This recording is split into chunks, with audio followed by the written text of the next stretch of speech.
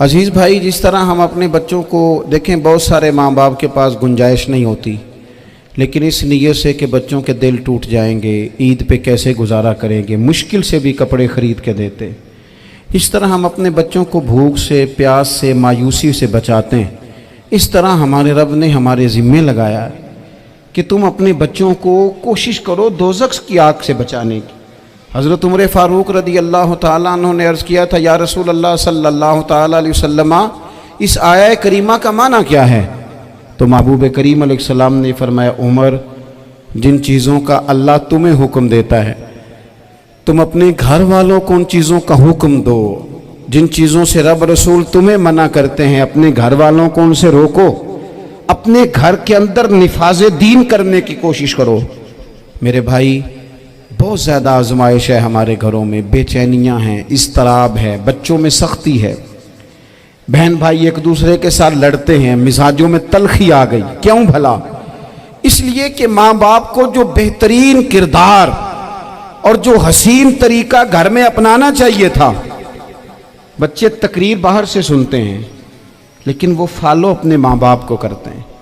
اگر ماں باپ میں حوصلہ ہو، صبر ہو، اطمینان ہو، خودداری ہو، تھوڑے پر گزارا کرنے کا مزاج ہو، دیکھیں نا، آج ڈپریشن ہے، ٹینشن ہے، پینکس اٹیکس ہیں، بڑی ساری چیزیں آ گئی ہیں۔ کیوں بھلا؟ صبر نہیں، تحمل نہیں، بردباری نہیں۔ آزمائے، ایک دن ایک بچہ میرے پاس آ گیا مدرسے کا، اور آ کے وہ رونے لگا۔ میرے گھر والے کہنے لگے، کھانا چھوڑ دیں، پہلے اس کی بات سن لے۔ میں نے کہا، پتر کیا ہوا؟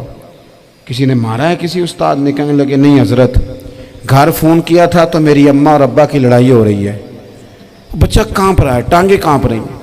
میں نے کہا، کیا ہو کیا گیا تمہیں پتر؟ لڑائی ہو رہی ہے تو گھروں میں ہو ہی جاتی ہے۔ کہنے لگے، نہیں، آپ کو پتہ نہیں، وہ بڑا سخت لڑتے ہیں۔ میرے والد جب میری والدہ کو مارنے کے لیے آگے بڑھتے ہیں تو ہم سارے چار پنجوں کے نیچے چھپ جاتے ہیں، ہمیں خوف آتا ہے، وہ منظر خطرناک ہوتا ہے۔ یہ کون تکلیف دے رہا ہے اپنے بچوں کو؟ یہاں بیٹھے ہمارے ہاں میلوں دور رہتے تھے اس کے گھر والے، تو وہ تکلیف میں تھا، تو گھر میں کیا کیفیت ہوگی؟ اگر حوصلہ ہو، صبر ہو، قناعت ہو، اللہ کے دیے ہوئے تھوڑے رزق پر ہمیں راضی رہنا آتا ہو، ہمارے گھروں میں سکون آئے، اطمینان آئے، ہم جو زندگی بڑی خوشی خوشی گزار سکتے ہیں۔ ہمارے مزاجوں کا لالچ، ہماری طبیعتوں کی بے راہ روی، ہماری جھوٹی انا کا بت، ان ساری چیزوں کو ختم کر دیتا ہے۔ اپنی زندگی کے اندر اگر ہم وہ کردار اپنے بچوں کو دیں، جس کردار میں موبائل بھی ہو، جس میں گاڑی بھی ہو، جس میں پیسے بھی لا کے ابا دراز میں رکھتا ہو، لیکن والد کا گھر میں مصلی بھی موجود ہو، اس کی کوئی تسبیح بھی ہو، وہ یہ بھی کہتا ہو کہ خدا نے اپنے فضل سے آج 5,000 دیا ہے تو اس میں 1,000 غریبوں کا بھی ہے، اس میں تھوڑا سا میں نے اللہ کی رضا کے لیے بھی رکھا ہے۔ اگر کوئی مشکل آ جائے تو وہ باپ اور ماں کو صبر کرتا ہوا دیکھتے ہوں، اگر ایک باپ کر بات کرے تو دوسرا برداشت کرتا ہو۔ خدا را اپنی اولادوں کو اس اذیت کا شکار نہ کرو۔ اپنے گھروں کے اندر وہ خودداری، وہ پیار، وہ وقار، وہ محبت، وہ انداز۔ آپ تھکے ہوئے ہیں، کوئی شک نہیں، آپ بہت سارے مسائل کا باہر شکار ہوں گے، کوئی شک نہیں، لیکن آپ باہر سے تھک کے آئے ہیں، اور اگر آپ باہر اپنی فیکٹری کے مالک ہیں اور دفتر کے بڑے ہیں تو گھر میں بھی تو آپ بڑے ہیں نا۔ آپ کی ماں بھی تو انتظار کر رہی ہے، اس نے بھی تو دکھڑا سنانا ہے نا آپ کو۔ آپ یہ دیکھیے کہ آپ کے بچے بھی تو انتظار کر رہے ہیں، وہ چاہتے ہیں کہ ابا آ کے بیٹھیں تو ہم ان کے سینے پہ چڑھ کے تھوڑا کھیلیں۔ آپ کی اہلیہ منتظر ہیں، کچھ باتیں بیوی کسی اور سے نہیں کہہ سکتی، صرف اپنے شوہر سے کہتی ہے، لیکن وہ تو آتے ہی جلال میں آ گئے صاحب، وہ کہنے لگے، تو بڑی نالائق ہے، میں تھکا ماندہ آیا ہوں اور تو نے مجھے کہانی سنا دی ہے۔ وہ اس خاتون سے شدت کے ساتھ پیش آنے لگے۔ میرے رسول پاک کی حیات نور کو دیکھو، حضرت ام ایمن حضور کی رضائی والدہ ہیں، ان کی بھی خدمت ہو رہی ہے، حضرت حلیمہ سعدیہ آ رہی ہیں تو خدمت ہو رہی ہے، حضرت عباس حضور کے چچا ہیں تو کریم فرماتے ہیں میرے چچا ہیں باپ کی جگہ پہ۔ حضور دوست احباب صحابہ غلاموں سب کے ساتھ پیار کر رہے ہیں، 9 ازواج مطہرات ہیں گھر کے اندر، اور کیفیت یہ ہے کہ حضور صرف ان کی ضرورتوں کا ہی خیال نہیں کرتے، خواہشات کا ہی خیال نہیں کرتے، بلکہ میرے کریم کا طریقہ یہ ہے کہ کوئی بندہ آج بول کیا رہا ہے، وہ کہاں کھڑا ہے آج، اس کے جملے کس طرح کے ہیں، اس کا لہجہ کس طرح کا ہو گیا ہے اور اسے ٹھیک کیسے کرنا ہے، محبوب اس کا خیال فرماتے، توجہ کرتے۔ میں کہتا ہوں کہ ہم سب کو شوق آیا ہے آرام کرنے کا۔ میں صبح 11 بجے سے پہلے اپنے گھر سے نکل آیا تھا اور یہ وقت آ گیا ہے اور رات کو خدا جانے کس وقت گھر پہنچنا ہے۔ کئی دفعہ کیفیت یہ ہوتی ہے کہ گاڑی سے اترتے ہیں تو پھر دل کرتا ہے کہ کوئی اٹھا کے چلائے نہ کبھی، اس کے باوجود بہت سارے لوگ ناراض رہتے ہیں کہ ہم سے مل کے نہیں گئے، فوٹو نہیں کھنچوا کے گئے، فلانی جگہ چائے نہیں پی کے گئے۔ یہ تسلسل ہے، لیکن میں جتنا مرضی تھکا ماندہ گھر جاؤں گا نا، کبھی ایسا نہیں ہوا کہ میں گھر جاؤں تو بڑی ٹینشن میں جاؤں۔ میری گھر والی ایک دن مجھ سے کہنے لگی آپ نے کبھی نہیں کہا کہ میں تھکا ہوا آیا، بندہ تھک بھی تو جاتا ہی ہے نا، کبھی کہاں کرے نا۔ میں نے اسے کہا پتہ کیوں نہیں کہتا، اس لیے نہیں کہتا کہ میں نہیں چاہتا کہ میرے بچے یہ کہیں کہ ہم نے دین نہیں پڑھنا، ہمارا باپ تو بڑی مشکل میں ہے۔ ہم اپنے کام کے بارے میں اپنے گھر میں شکوے کرتے ہیں۔ آپ کسی بچے سے پوچھ لیں کون سا کام کرنا ہے، کہنا جڑا ابا جی کر دے رہے وہ نہیں کرنا۔ کیوں؟ کہ ابا جی ہر روز تو کہتے ہیں میں بڑا الجھ گیا ہوں، یہ کام بڑا مشکل ہے۔ میں چاہتا ہوں کہ میں اپنے بچوں کو یہ بتاؤں کہ پتر میں تو جدھر جاتا ہوں پھول ہی پھول ہیں، میں تو جدھر سے گزرتا ہوں محبت ہی محبت ہے، میں تو جدھر سے دیکھتا ہوں دعائیں ہی ملتی ہیں، تاکہ ان کا شوق پیدا ہو۔ میرے عزیز، آپ تھوڑا سا دل بڑا کریں۔ اگر آپ ایک کی وجہ سے پورا گھر سکون میں آ جاتا ہے تو آپ دل بڑا کیوں نہیں کرتے؟ جگہ ڈھونڈتے ہیں بس مجھے کوئی تنگ نہ کرے، کوئی میری باپ ماں بدولت کو کوئی پریشان نہ کرے۔ بخاری شریف سنیے، حضرت عائشہ صدیقہ رضی اللہ تعالیٰ عنہ بیٹھی ہیں، حضور فرمانے لگے عائشہ آج ایک بات نہ بتاؤں تمہیں؟ یا رسول اللہ بتائیے۔ حضور فرمانے لگے جب تم مجھ سے ناراض ہوتی ہو تب بھی مجھے پتہ چل جاتا ہے، اور جب راضی ہوتی ہو پھر بھی پتہ چل جاتا ہے۔ تو حضرت سیدہ عائشہ صدیقہ بات سن کے بڑی خوش ہوئی، یا رسول اللہ وہ کیسے؟ حضور فرمانے لگے کبھی کبھی تم قسم اٹھاتی ہو۔ یا رسول اللہ ہاں۔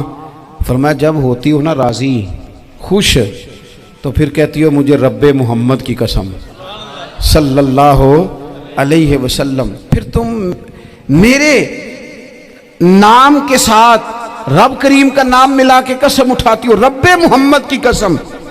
یا رسول اللہ بالکل ایسے ہی ہے۔ اور فرمایا جب تمہارے دل میں کوئی بات ہوتی ہے نا تو پھر تم کہتی ہو مجھے رب ابراہیم علیہ السلام کی قسم، پھر تم رب محمد نہیں کہتی۔ یہ بخاری مسلم میں موجود ہے۔ حضرت عائشہ صدیقہ نے تو بات سنی تو کھل گئی طبیعت، کہنے لگی کریم صدقے جاؤں، یہاں تک خیال فرماتے ہو؟ کس کے جملے کہاں پہنچ گئے، یہاں تک خیال ہے؟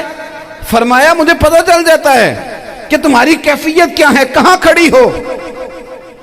اور بھئی ہم تو اپنی ماں کا بھی خیال نہیں رکھتے، ہمارا باپ کہاں بیچارہ کھڑا ہے، وہ تو انتظار میں تھا کہ کوئی 10 منٹ میرے پاس بیٹھے گا، توجہ ہی نہیں، جذبات کا خیال ہی نہیں۔ حضرت عائشہ صدیقہ بات سن کے عرض کرنے لگے یا رسول اللہ مجھے رب محمد کی قسم ہو، میں صرف نام چھوڑتی ہوں، میرے دل میں ہر وقت مدینے والے محبوب ہی رہتے ہیں، نام ہی چھوڑتی ہوں صرف۔ او میرے دوست تھوڑا سا جا، اور دوسرا عرض کروں گا، دولت اگر بہت عالی چیز ہوتی نا، بہت قیمتی، تو سب سے زیادہ سیدہ عائشہ کے گھر میں ہوتی۔ اگر پیسوں سے ہی سو کھاتا تو پیسے سب سے زیادہ حضرت فاطمہ الزہرا کے کاشانہ نور میں ہوتے۔ او میرے بھائیوں، سونا وقت محبتوں سے گزارا جا سکتا ہے۔ او بھائی، میں نے تو اپنے گھر میں یہ دیکھا کہ میرے والد صاحب گرمی آتی تو فرماتے او لو بھائی تانوں پرواہ نہیں، میں تواڈے پڑھولے چ دانے پا دیتے نے تے تواڈی ماں نے مرتبہ نے چار پا دیتا ہے، لو اب تمہیں کہیں جانے کی ضرورت نہیں پڑے گی۔ اس پہ بھی وقت بڑا اچھا گزرتا تھا، اس پہ بھی ٹائم بڑا اچھا۔ 6 کھانے کھا کے بچے نخرے کر رہے ہیں۔ میں نے اپنے والد صاحب سے ایک دن کہا، میں کہ ابا جی تانوں پسند کی ہے؟ فرمان لگے پتر جے تو لگی ہوئے بھوک پھر تے ہر شے، اور اگر بھوک نہ ہو تو پھر نخرے ہی نخرے ہیں، پھر کیا پسند ہونا ہے؟ طبیعت نہیں۔ اپنے گھروں میں अपने दोस्तों में इत्मीनान पैदा करें, इज़्तिराब से बाहर आएँ। और एक बात और अर्ज़ करनी है, याद रखना तकरीर बाहर चलती है, घर में नहीं चलती। घर में अमल चलता है। घर जाके आप लेक्चर देना, नमाज पढ़ा करो, नमाज पढ़ा करो, नमाज पढ़ा करो, नमाज पढ़ा करो, तो कोई नहीं पढ़ते घर वाले। आप घर में नमाज खुद शुरू कर दें। नबी पाक सल्लल्लाहु अलैहि वसल्लम ने फरमाया घरों को कब्रिस्तान ना बनाओ, कुछ नफली नमाजें घर में भी पढ़ा करो। अल्लाह के प्यारे रसूल सल्लल्लाहु अलैहि वसल्लम का घर मस्जिद नबी के बिल्कुल साथ है, दरवाजा हुजूर के घर का मस्जिद में खुलता था। लेकिन नबी करीम सल्लल्लाहु अलैहि वसल्लम क्या करते थे? हजरत आयशा सिद्दीका फरमाती हैं तहज्जुद की नमाज घर में पढ़ा करते थे। घर में हुजूर तहज्जुद की नमाज पढ़ते, अगरचे घर में दुश्वारी थी। कुछ इबादात, कुछ नमाजें घर के अंदर भी इंसान पढ़े, तवज्जो करे। वैसे तो हमें एक अजान सुन चुके हैं, लेकिन ये कुछ ज़्यादा ही करीब है, इसे भी सुन ही लिया जाए। अच्छा जी, सुन लें जी, अजान सुन लें। वैसे एक ही अजान सुनना ज़रूरी होता है जब ज़्यादा हो रही हो। मैं भी बस बात समेटने ही लगा था, अजान को मुकम्मल हो लेने दी। एक आखिरी गुजारिश आप हज़रात से करनी है। इतना बड़ा मजमा है, इतने सारे लोग तशरीफ़ लाए हैं, एक गुजारिश आप हज़रात की खिदमत में रख के बस मैंने बात को समेटना है। दो बातें मैंने आपकी खिदमत में अर्ज़ की हैं। एक तो दीनी इल्म का ज़ौक़ पैदा करें, और दूसरा अपने घरों में थोड़ा ठहराव लाएं। थोड़ा सा अपने, ये बच्चों के दस्तार फ़जीलत का इज्तिमा था, इसलिए मैंने ये बात अर्ज़ की। अपने घरों में थोड़ा हौसला, कनात लाएं। हज़रत आयशा सिद्दीक़ा रज़ी अल्लाह ताला अन्हा फरमाती हैं ऐसा नहीं था कि हमारे घर के अंदर माल नहीं आता था, अल्लाह के फजल से बड़ा कुछ आता था, लेकिन फरमाती हम इसार कर दिया करते थे। हुजूर का मिजाज इसार कर देने का है। याद रखना, शम्मा से अगर कई शम्मे जल जाएं तो इसकी रोशनी में कभी कमी नहीं आती। हज़ारों दिए भी जल जाएं तो ये दिए मांद नहीं पड़ते। महंगाई बड़ी ज़ोर की हो गई, गरीब आदमी की आजमाइश बढ़ गई। हमेशा महंगाई से गरीब लोग मुतासिर होते हैं। अमीरों की तो चीज़ें महंगी हो जाती हैं, वो तो सिंगल उन्होंने जमा की होती हैं, महंगी होती हैं तो डबल में बेचते हैं। गरीब पिसता है। लेकिन दुख की बात यह है कि हम एक दूसरे का साथ नहीं देते। मकरूज़ ज़हनी अज़ियत का शिकार है। 3 दिन है ना ईद के, तो एक जोड़े से भी गुजारे जा सकते हैं, एक से भी। अक्सर लोग तो वैसे ही ईद की नमाज़ पढ़ के सो जाते हैं, और जो बेदार भी हैं वो भी कपड़े बदल करके जानवर के ज़िबा में मशगूल हैं।